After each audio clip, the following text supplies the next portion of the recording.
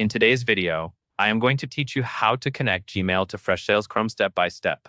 To begin, make sure you are already signed in to your Freshsales account in a web browser. It also helps to be signed in to the Google account you want to connect, because the setup will ask you to confirm it during authentication. First, go to the top right corner of the Freshsales screen and select your profile picture or profile icon. This opens a small menu with account options. From that menu, click Personal Settings. This is where Freshsales keeps settings that apply to your user profile, including email connections. Once you are in Personal Settings, look for the email area. Depending on your Freshsales layout, you will either see a tab called Connect Your Email or a section labeled Email Settings. Click into that tab or section to open the email connection options.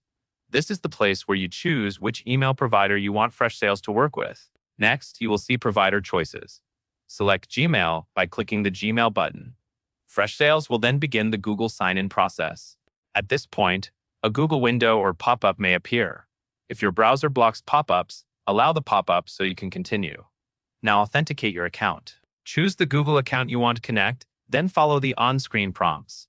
Google will show you a permission screen.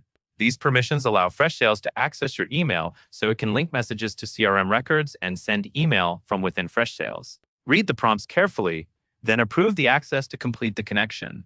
After authentication, you will return to Freshsales to confirm sync preferences.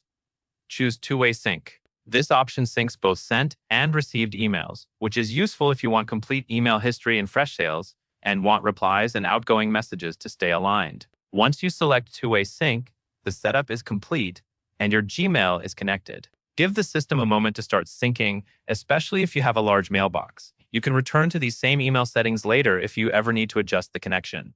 And that is all there is to it.